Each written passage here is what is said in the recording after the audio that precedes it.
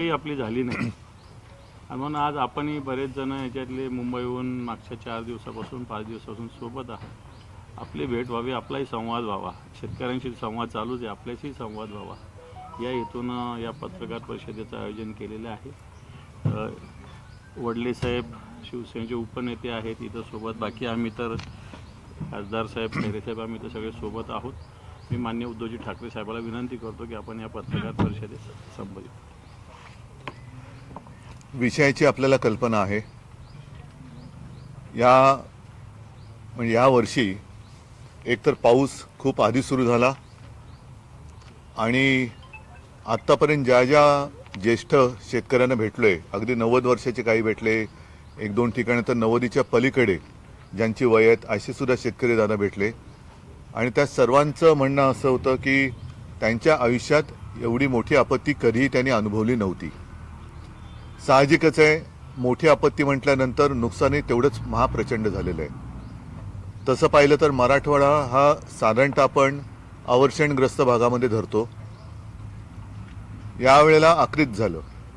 पाणी एवढ्या प्रचंड प्रमाणावरती आलं की अनेक ठिकाणी बांधारे वाहून गेले, शेत जमिनी वाहून गेल्या, इलेक्ट्रिक पोल बिल म्हणजे जमीन खरडून गेली, सगळं आयुष्य वाहून गेलं. अशा संकटात शेतकरी सापडलाय.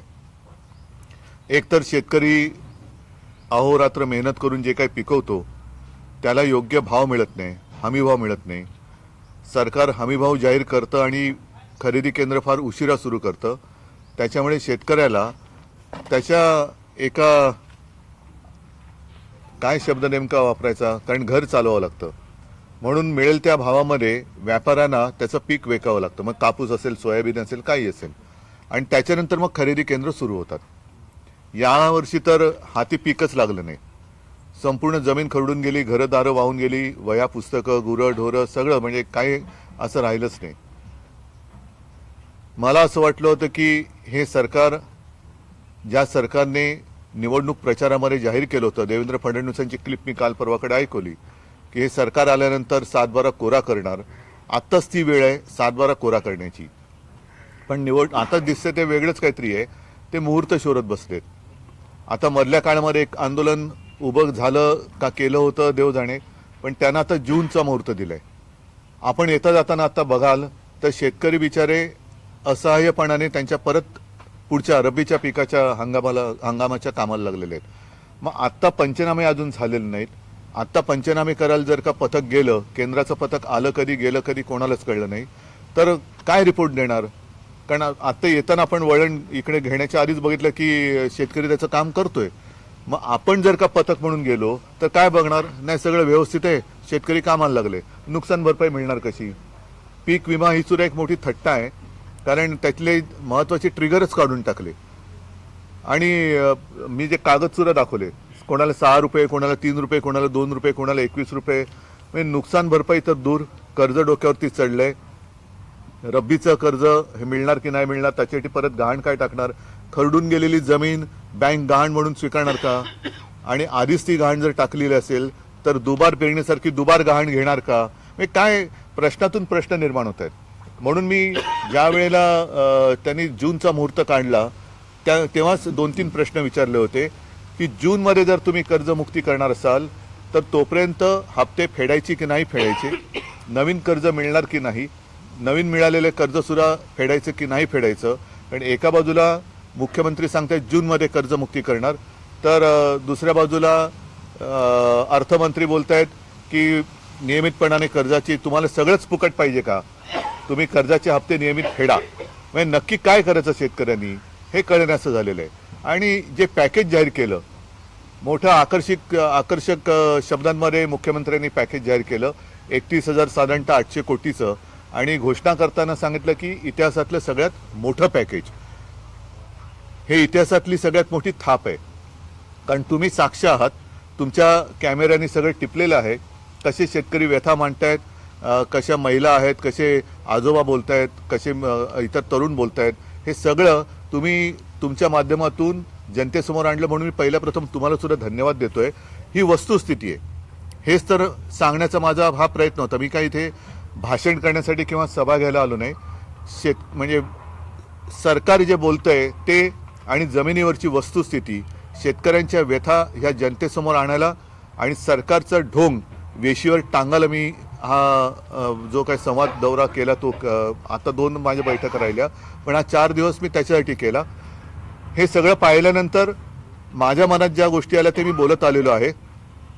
2 गोष्टी मी शेतकऱ्यांनी सांगितल्या. पंचनामे झालेले नाहीत.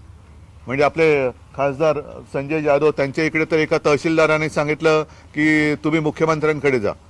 कदाचित ती त्याची सुद्धा मजबुरी असेल, कारण वरनच काही आलेलं नाही, तर आडात नाही तर पोहरात कुठून येणार. त्याच्यामुळे वरनच पैसे आले नसतील तर तहसीलदार तरी काय करणार.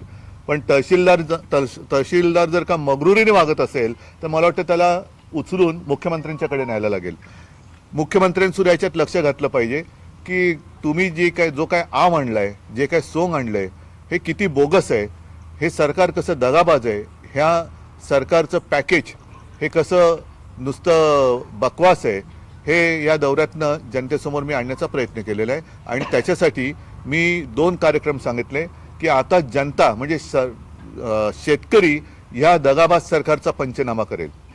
म्हणजे काय करेल की हे शेतकऱ्याची जी मागणी आहे की कर्जमुक्ती तिथं झाली पाहिजे, 50,000 रुपये प्रति हेक्टरी त्याला मिळाले पाहिजे, ती शेतकऱ्याची मागणी ती त्याला मिळाले पाहिजेत.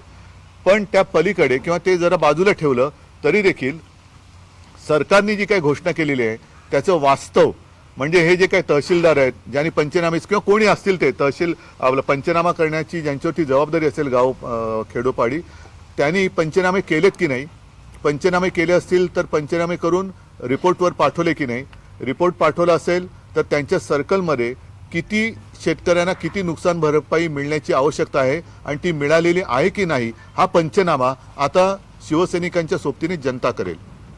आणि दुसरी गोष्ट अशी की निवडणूक आल्यानंतर फसवी आश्वासनं दिली जातात, थापा मारल्या जातात. मग ते लाडक्या बहिणीचं असेल किंवा मी कर्जमुक्ती म्हणतो, ते कर्जमाफी म्हणतात, कर्जमाफीचं असेल. पण निवडणूक झाल्यानंतर आता तुम्ही बघितलं की नुकसान भरपाईसाठी ज्याच्या नावावरती जमीन आहे त्यांना अगदी महिला असतील तरी मैलोनमैल प्रवास करून अंगठे द्यायला KYC करायला तिकडे यावं लागतं, अनेकदा सर्व्हर डाऊन म्हणून परत जावं लागतं. तर हे सगळ्या गोष्टी बघितल्यानंतर जसं नरेंद्र मोदीजी आपले पंतप्रधान यांनी नोटबंदी केली होती, तसं मी शेतकऱ्यांना आवाहन म्हणजे विनंती केलेली की तुम्ही तुमच्यातले जातपात धर्म सगळे बाजूला ठेवून शेतकरी म्हणून एक व्हा. आणि जोपर्यंत तुम्हाला मदत मिळत नाही, जोपर्यंत तुमची कर्जमुक्ती होत नाही, विम्याचे पैसे मिळत नाही, हेक्टरी 50,000 रुपये मिळत नाही, वाहून गेलेले शेतीसाठी माती मिळत नाही, बी बियाणं मिळत नाही, तोपर्यंत तुम्ही महायुतीला म्हणजे भाजप प्रणित आणि त्यांच्या कुबड्या भाजप आणि त्यांच्या कुबड्यांना वोटबंदी म्हणजे मतबंदी करा. तर आणि तरच हे सरकार वटणीवर येईल. राधाकृष्ण विखे पाटील म्हणतायत की हे सोसायटी काढतात, कर्ज घेतात, कर्जबाजारी व्हायचं आणि पुन्हा कर्जमाफीची मागणी करायचं, हे अनेक वर्षांपासून सुरू आहे. त्याची राधाकृष्णांच्या साखर कारखान्याला आतापर्यंत किती वेळा थकबाकी, थकहमी, कर्जमाफी, कर्जमुक्ती वगैरे काय काय केले त्यांनी तो हिशोब मांडावा पहिला. उपसा जलसिंचन म्हणजे त्यांचे सुद्धा घोटाळे हे जगजाहीर आहेत, त्याच्यामुळे त्यांना तर बोलण्याचा काय अधिकारच नाही. उद्धव साहेब, तुम्ही प्रत्येक वेळेला ज्या ज्या गावात गेला तिथल्या लोकांना असं म्हणत होतात की हा लढा तुमच्यासाठी आता आणखी तीव्र होणार आहे, तुमच्यासाठी मी लढणार आहे आणि त्यावेळेला तुमची मला साथ हवी आहे. पण ही साथ मतांच्या माध्यमातून की नाही, आता तर निवडणूक नाहीच आहे. तुमच्या लक्षात असेल की मी मुख्यमंत्री झाल्यानंतर कोणती निवडणूक नव्हती तरी कर्जमुक्ती केली होती, कोणती निवडणूक नव्हती तरी शिवभोजन योजना सुरू केली होती, आणखीन म्हणजे आपत्तीमध्ये मदत सुद्धा केली होती. कोणत्याही निवडणुका नव्हत्या, ना मी कोणती परदेशी समिती नेमली, ना कसला अभ्यास केला, पण एक माझी भावना किंवा माणुसकी म्हणून मी कर्जमुक्ती केली होती. आता सुद्धा जो लढा उभारायचा आहे तो लढा ह्याची सुद्धा आठवण करून देतो की काही वर्षांपूर्वी ह्या विमा कंपन्या ज्या आहेत, आताची मला परिस्थिती कशी माहिती नाही, पण त्यावेळेला विमा कंपन्यांचे जे दलाल होते ते शेतकऱ्यांकडनं ते हप्ते म्हणजे त्याला हप्ता म्हणतात ते घ्यायचे. आता मध्ये सरकारने 1 रुपयात पीक विमा योजना काढली होती, ती रद्द केली.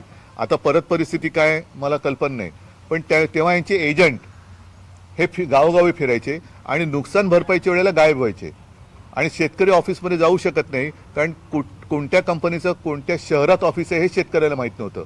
म्हणून आम्ही ती माहिती घेऊन त्या ऑफिसवरती शहरात मुंबई आणि पुण्यात मोर्चे काढले होते आणि त्याचा परिणाम असा झाला की काही हजार शेतकऱ्यांना त्यावेळेला योग्य ती नुकसान भरपाई मिळाली होती. तर हेही आंदोलन सुरू होईल. आम्हाला जे करता करण्यासारखं आहे ते आम्ही सगळं करू. तुम्ही म्हटलं की या एका महिन्यानंतर पुन्हा मी मराठवाड्याचा दौरा करणार आहे आणि त्यावेळी तुम्ही आंदोलन करणार आहात की काय नेमकं? नाही, आता म्हणून मी शिवसैनिक आणि शेतकऱ्यांना एक विनंती केली की तुम्ही पहिला दगाबाज सरकारचा पंचनामा करा. म्हणजे हे जे काही कार्यालय आहेत, ज्यांच्या हातामध्ये पंचनामे किंवा मदत वितरण करण्याचे अधिकार आहेत, त्यांच्या ऑफिसमध्ये जाऊन बसा आणि त्यांना विचारा तुम्ही पंचनामे किती लोकांचे केले, अजून केले का नाहीत, केलेत, आता केले तर काय म्हणून करणार, कसे करणार. कारण आता मी म्हटलं तसं शेतकरी पुन्हा कामाला लागलाय, तर पंचनामा कसा करणार तुम्ही, नुकसान भरपाई कशी मिळवून देणार. तर त्याचे पंचनामे म्हणजे त्याची यादी ही रोज आता त्या अधिकाऱ्यांनी त्याच्या ऑफिसच्या कार्यालयाच्या दारावरती म्हणजे बोर्डावरती लावली पाहिजे की माझ्या अखत्यारीत एवढे शेतकरी येतात, त्यांचे एवढ्याचे मी पंचनामे केलेले आहेत, एवढ्यांना एवढं नुकसान भरपाई मिळणं हे क्रमप्राप्त आहे, एवढ्या जणांचा मी रिपोर्ट पाठवलेला आहे, एवढ्याने एवढी मदत केलेली आहे. हे आता पंचनामे हे जनता करेल. उद्धवजी, तुमचा हा सगळा दौरा सुरू झाला, तुम्ही शेतकऱ्यांच्या अडीअडचणी व्यथा मांडताय. तुमचा दौरा सुरू असतानाच काही जिल्ह्यामध्ये मदत निधीचं वाटप सुरू झालं, याकडे कसं बघताय? चांगली गोष्ट आहे, पण ते जसं ठिबक सिंचन असतं तशी ठिबक मदत नकोय, कारण वाहून जाताना एकदम वाहून गेलेलं आहे. त्याच्यामुळे मदत सुद्धा एक रकमी मिळाली पाहिजे. आणि ती मदत जसं मी ते आकडेवारी तुम्हाला सांगितले ना, पेपरमध्येच आलेली आहे, प्रति गुंठा किती रुपये. म्हणजे आज शेतमजूर जर असेल तर त्याला दिवसाला 500 रुपये प्रतिदिन मिळतात, तर हे 150 रुपये, 127 रुपये, 250 रुपये पर गुंठा अशी मदत म्हणजे अगदी थट्टा आहे.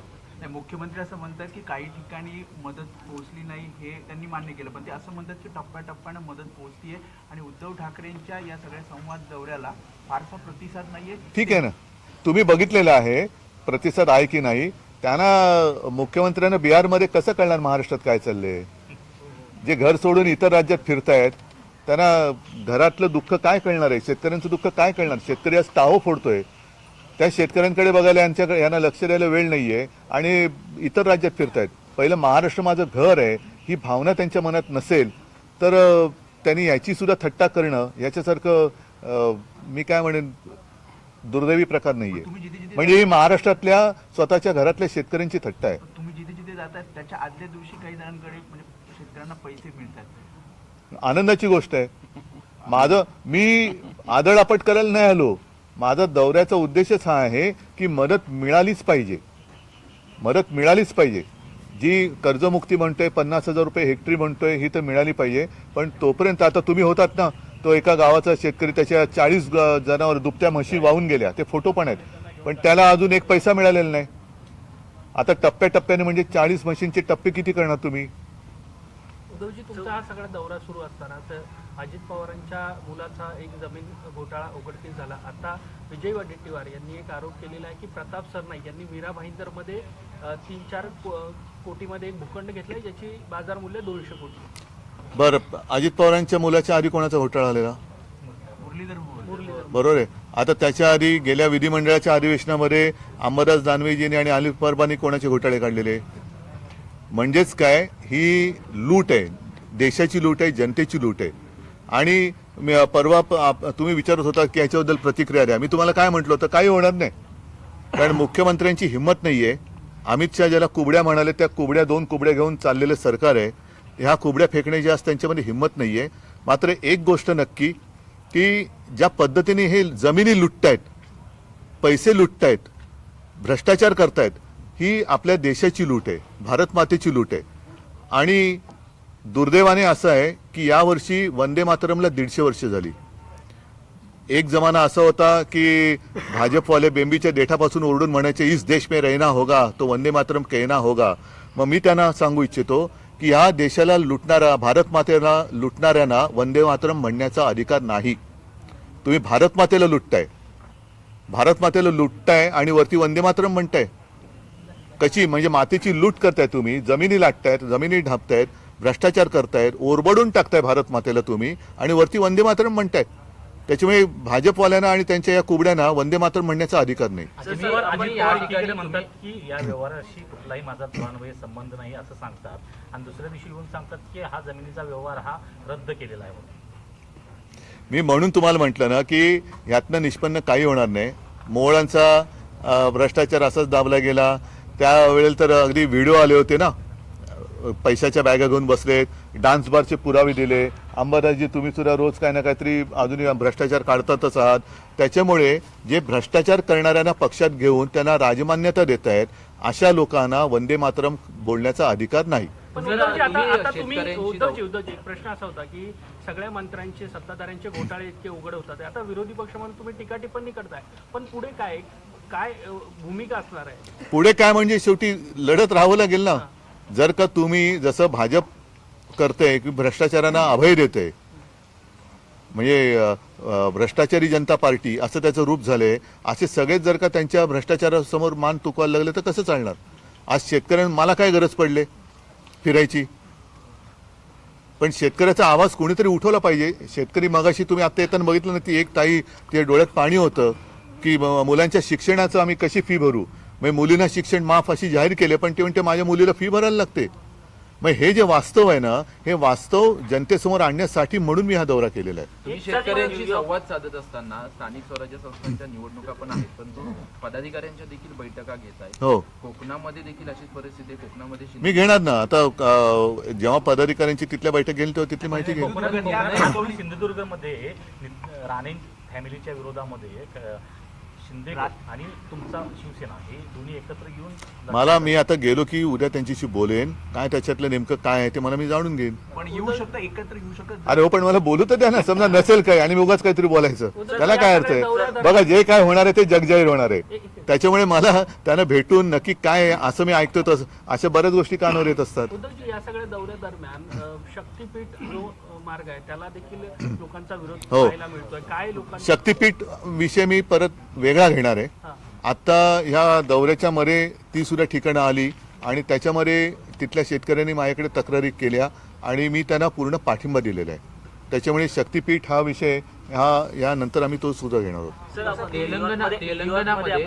एक क्विंटल न्यूयॉर्कमध्ये कणखर नेतृत्व जे जवाहर मुमदानी हे निवडून आले होते, त्यांना तिकडच्या जाण होती शहराची. तसं आदित्य ठाकरे आपण पाहिलं तर मुंबईमध्ये खूप ऍक्टिव्ह आहेत. मला ही बातमी आता कळली आणि नाही, मी तुम्हाला महत्वाचा प्रश्न आहे, कारण मुंबईचं महापौर, आदित्य मुंबईचा महापौर होणार, ह्या अफवेचा उगम कुठून झाला ही मी थोडीशी माहिती घेतली पत्रकारांकडनं. तर मला असं कळलं की संघामध्ये चर्चा सुरू आहे की 10 वर्ष झाली मोदी देशाचे पंतप्रधान झाले, 5 वर्ष झाले गृहमंत्री अमित शाह आहेत, पण अजूनही त्यांच्या शहराचं नाव अहमदाबाद आहे, ते बदलू शकले नाहीत. म्हणून संघात चर्चा आहे की मोदी किंवा अमित शहानं परत अहमदाबादचं महापौर करून त्यांच्याकडनं प्रस्ताव घ्यायचा अहमदाबादचं नामांतर करण्याचा, असा प्रस्ताव संघात चालू आहे. पण ही संघाची अंदरकी बात आहे. कदाचित मोदी किंवा शहानं ते अहमदाबादचं महापौर करून त्यांच्याकडनं नामांतर, कारण काय बघा, अहमदनगरचं अहिल्यानगर केलं, तसं अजूनही विरोधी पक्षात असताना अहमदाबादचं ते कर्णावती करू बोलले होते. आता 10 वर्ष होऊन गेले, 11 वर्ष झाली मोदी पंतप्रधान आहेत. अहमदाबाद ही गुजरातची राजधानी, म्हणजे त्यांचं दोघांचं होमटाऊन, त्या होमटाऊनचं अजून नामांतर होत नाहीये. त्याच्यामुळे अमित शहा किंवा मोदी यांना बहुतेक येत्या काही दिवसात ते महापौर करतील अहमदाबादचा. पालिकेत नामांतराचा प्रस्ताव मंजूर करून ते विधानसभात आणतील आणि आत्ताचे जे कोणी मुख्यमंत्री असतील तो मंजूर करतील, अशी मला अंदरकी बात ही कळलेली आहे. तेलंगणाचे मुख्यमंत्री रेवंत रेड्डी असं म्हणले, काँग्रेस म्हणजे मुस्लिम आणि मुस्लिम म्हणजे काँग्रेस. याबद्दल तुमची काय प्रतिक्रिया आहे? ते पोटनिवडणुकीमध्ये असताना प्रचारामध्ये ते अशा प्रकारे बोललेले आहे. तो त्यांच्यापुरता तो प्रश्न असेल, मला नाही वाटत. आता जसं मुंबईमध्ये सुद्धा इतर काँग्रेसची लोक काहीतरी बोलत असतात, मग ते काँग्रेसची लोक सांगतात ते त्यांचं वैयक्तिक मत आहे. त्याच्यामुळे आता त्याच्यावर रवंत करण्यात काय अर्थ नाही. ज्या जिल्ह्यामध्ये गेला त्या ठिकाणी पदाधिकाऱ्यांच्या बैठका देखील संध्याकाळी झालेल्या होत्या. या बैठकांमध्ये या कार्यकर्त्यांचा काय कल होता? कुणासोबत युती करायला हवी किंवा कुठल्या पक्षासोबत जायला हवं स्थानिक स्वराज्य संस्था निवडणुकामध्ये? नाही, काही ठिकाणी म्हणजे भांडायचं कोणाच्याच मनात नाहीये. कारण आता बघितलं तर हा जो सगळ्यांचा कारभार चालू आहे बेगुमानपणाने, म्हणजे कोणालाच हे जुमानत नाहीयेत. उघड उघड दिवसाढवळ्या जमिनी ढापतायत, पैसे लागतायत, काय वाटेल ते चाललेलं आहे. कॉन्ट्रॅक्टर म्हणजे मुंबईची तिजोरी तर फस्तच केलेली आहे. आता शक्तीपीठ महामार्ग सुद्धा शेतकऱ्यांचा विरोध असून गरज नसताना हा, ज्याचं सुरुवातच नारळच फुटणार 86,000 कोटींनी आणि त्याच्यानंतर मग तो वाढत जातं. म्हणजे 86,000 कोटींनी सुरुवात झाल्यावर तो 1.5 लाख 2 लाख कोटीपर्यंत जाणार. म्हणजे यांचं उखळ पांढरं होणार आणि शेतकऱ्यांच्या सुपीक जमिनी मारल्या जाणार. शेतकऱ्याच्या हातामध्ये तिथे भिकेचा कटोरा येणार. त्या टोल नाके यांच्याचकडे जाणार. आजूबाजूच्या जमिनी आता यांनी घेऊन मोकळे पण झाले असतील. तिकडे यांची सगळे व्यवसाय येणार, पेट्रोल पंप येतील, मॉल येतील, काय काय काय काय होईल. म्हणजे ह्यांची आबादी ही लूटमार करून होणार. त्याच्यामुळे मला असं वाटतं सगळ्याच पक्षांनी आता शहाणं होऊन याच्या विरोधात एकत्रितपणे लढून यांना हरवलं पाहिजे. तुम्ही सगळीकडे दौऱ्यात फिरता नाही, त्या ठिकाणी शेतकरी म्हणतात की तुमच्या वेळेला 2 लाख रुपयाची आम्हाला मदत मिळाली होती किंवा आमचं कर्ज माफ झालेला होता. यावर फडणवीसांना विचारलं तर त्यांनी म्हटलंय उद्धवजी ऍक्सिडेंटल मुख्यमंत्री होते. असतील ना, पण तुम्ही जो काय आता ऍक्सिडेंट केलाय त्याच्याबद्दल बोला ना. तसं पाहिलं तर देवेंद्र पण ऍक्सिडेंटलच आहेत ना, नाहीतर ते दाढीवाल्याला करणार होते आधी. ठीक आहे, मला बघू आता मोदी किंवा अमित शहा, मला उत्सुकता आहे कोण अहमदाबादचं महापौर होणार.